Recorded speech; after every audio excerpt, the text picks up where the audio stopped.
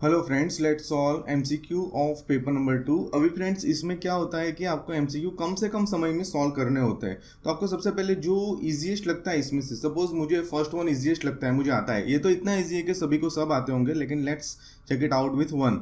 So let's say 8, 16 and 24, उसका हम LCM निकाल देते हैं। ठीक है, अभी एलसीएम कैसे निकालेंगे? 2 4 ज़ा 8, 2 8 ज़ा 16, 2 12 ज़ा 24, देन 2 2 ज़ा 4, 2 4 ज़ा 8, 2 6 ज़ा 12, 2 1 ज़ा 2, 2 2 ज़ा 4, 2 3 ज़ा 6, 2 1 ज़ा 2 एंड लास्ट में 3 1 ज़ा 3, right. So this is my LCM. 2 2 ज़ा 4, 2 ज़ा 8, 2 ज़ा 16, 3 ज़ा 48।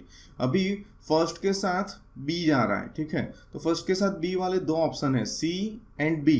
ठीक है, सी एंड बी में आप देख सकते हो कि फर्स्ट के साथ जो है वो बी जा रहा है, ठीक है। तो अभी ये दोनों में टाई हो गई, ये तो रॉन्ग ही है, ये भी रॉन्ग ही है। अभी आप सेकंड वन में ए है, सेकंड वन में सी है, तो आप सेकंड वन चेक कीजिए, जीसीडी निकालना है। तो इसका जीसीडी बहुत ही इजी है, इसका जीसीडी है फ्रेंड्स 8। जीसीडी यानी कि ऐसा नंबर, ग्रेटेस्ट कॉमन डिवाइजर, जिससे तीनों तीन नंबर को डिवाइड कर सकते हैं। अगर आप ये जीसीडी मेथड से निकालना चाहते हो तो भी निकाल सकते हो, but it's really very easy कि तीनों तीन का 8 ही है। और अगर आपको मेथड इसकी चाहिए तो कुछ इस तरह से होगी कि सबसे पहले ऐसा मान लो कि यही क्वेश्चन है, 18 एंड 16 और सॉल्व करो। मैं यूक्लिड मेथड से सॉल्व कर रहा हूँ, तो क्या करेंगे, 16 इज ग्रेटर देन 8, 16 बड़ा है, तो फर्स्ट स्टेप होगा 16 is equals to 8 into 2 plus 0। अगर ये यूक्लिड मेथड आपको समझ नहीं आती है तो आप मेरा पेपर 1 के चैप्टर 1 के वीडियोस देख सकते हो। तो मेरा ये दोनों का आंसर हो गया जीसीडी का 8। अभी ऐसा मान के सॉल्व करना है कि 8 और 24 क्वेश्चन है,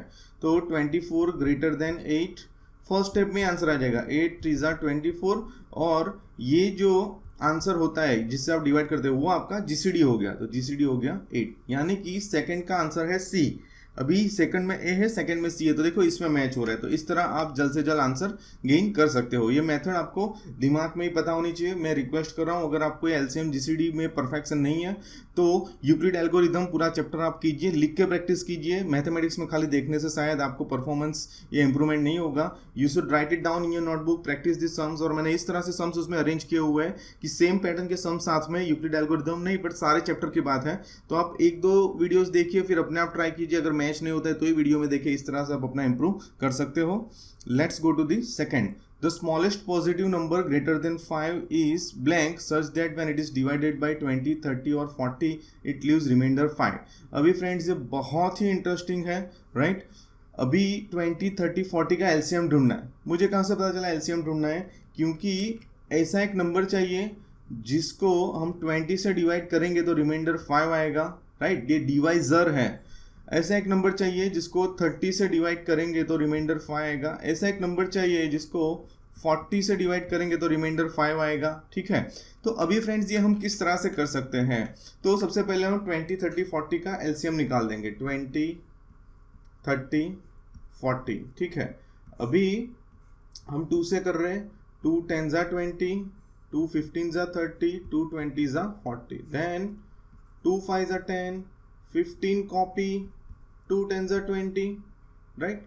अभी बेटर, लेट्स गो विथ 5, 5 1 ज़ा 5, 5 3 ज़ा 15, 5 2 ज़ा 10, राइट। अभी एक बार 2, एक बार 3, so let's go again with 2, 3 copy, 2 1 ज़ा 2 एंड लेट्स गो विथ 3, 3 1 ज़ा 3, 1 1। सो हमारा जो एलसीएम है फ्रेंड्स वो हो गया 2 2 ज़ा 4, 5 ज़ा 20 एंड 3 2 ज़ा 6, सो 26 ज़ा 120। अभी फ्रेंड्स इसका मतलब ये हो गया कि आप 120 को 20 से डिवाइड करोगे तो आपको रिमाइंडर जो है वो मिलेगा 0, लेकिन आपको रिमाइंडर 5 चाहिए। सो वेरी इजी, आप क्या करोगे, LCM plus 5, LCM plus 5, 120 plus 5, 125। तो ये 125 जो है वो आपका आंसर हो गया, ठीक है। अभी देखो आप कोई को भी चेक करो, जैसे कि 125 30 से डिवाइड करो तो भी आपको क्या मिलेगा, 34 ज़ा 120, रिमाइंडर 5। आप 40 से चेक करो 120 को, ये एग्जाम में चेक करना जरूरी नहीं है, ये जस्ट बेटर एक्सप्लेनेशन के लिए हम चेक कर रहे हैं। 43 ज़ा 120, सॉरी इधर 125, हाँ 43 ज़ा 120, रिमाइंडर 5। तो आपको रिमाइंडर 5 चाहिए, तो आपको जो एलसीएम ढूंढ के आंसर मिला उसमें 5 ऐड करके आप कर सकते हो। तो इसमें आपका आंसर हो गया D. Let's go to the third MCQ. इसमें फ्रेंड्स आपको थियोरी में इसका आंसर मिलेगा जो आपके पास चैप्टर की थियोरी होती है वो आपको रिफर करनी है। आपका आंसर होगा सी। इसमें क्यूबिक पॉलिनोमियल कौन सा है? क्यूबिक पॉलिनोमियल यानी फ्रेंड्स जिसमें मैक्सिमम डिग्री 3 हो। अभी फ्रेंड्स हम क्या कर रहे हैं, तो हम देखते हैं कि किसकी डिग्री 3 है। तो इसमें आप देख सकते हो डिग्री 3 है, ठीक है, -√x + 1। अभी फ्रेंड्स यहाँ पे आ जाते हैं 2 - 3x - x³। अभी आप देखने जाओ तो ए और सी में आपका टाई है। आंसर हो जाएगा फ्रेंड्स बी, क्योंकि यहाँ पे आप पॉलिनोमियल की अगर डेफिनेशन रिफर करोगे तो आपको पता चलेगा कि अगर ये आपकी जो डिग्री में लिखना है तो आप लिखोगे x⁻1/2। कहाँ से है 1/2? लॉगरिथम चैप्टर आपने पढ़ा होगा। अगर ये नहीं समझ आता है तो आप लॉगरिथम चैप्टर 9 का देख सकते हो। भले ही वो अभी काम करने हैं, लेकिन it will make the concept clear about power and indices. I have explained it very nicely. तो आप क्या कर सकते हो, अगर इधर 3 रूट है, इधर 8 है, तो आप इसे लिख सकते हो 8⁻1/3। This is the rule. अगर 4th रूट में कुछ है 16 है तो आप लिख सकते हो 16⁻1/4। कुछ नहीं है तो 2 एज्यूम करके। तो ये पॉलिनोमियल है ही नहीं, तो ये पॉलिनोमियल है ही नहीं, तो ये नहीं लिख सकते। पॉलिनोमियल होने के लिए कंडीशन है कि डिग्री जो है वो पॉइंट में नहीं होनी चाहिए। Degree must be a natural number, ठीक है। तो इसकी जो डिग्री है वो पॉइंट में है, तो इसीलिए आप ए नहीं लिख सकते, आप बी लिख सकते हो, ठीक है। तो आपका आंसर जो है वो हो जाएगा B, 2 - 3x - x³। So let's solve this sum. Sum of the zeros -3. So sum of the zeros is -3. So let's say alpha plus beta is equals to -3. Sum of the zeros का formula है -b/a, जो आपको पता होना चाहिए। इसके नीचे कुछ नहीं है तो 1। अभी हम -3 को डिवाइड में ले रहे हैं। -b/-3 a is equals to a/1 is equals to k, right. अभी फ्रेंड्स ये k जो है that is non zero number, k does not equals to 0, right. अभी फ्रेंड्स यहाँ पे आ जाते हैं। अभी ये माइनस माइनस कैंसिल हो जाएगा और इसके दो पार्ट हो जाएंगे। b/3 equals to k and a/1 equals to also k। तो ये हो जाएगा b is equals to 3k and a equals to k। Okay, so a b की वैल्यू हमें मिल गई। अभी c की वैल्यू पता करनी है।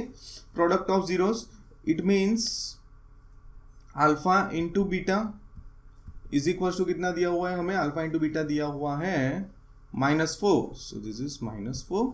अभी फ्रेंड्स अल्फा इंटू बीटा की वैल्यू हमें मिल गई, उसका फॉर्मूला है c/a, दैट इज -4, राइट।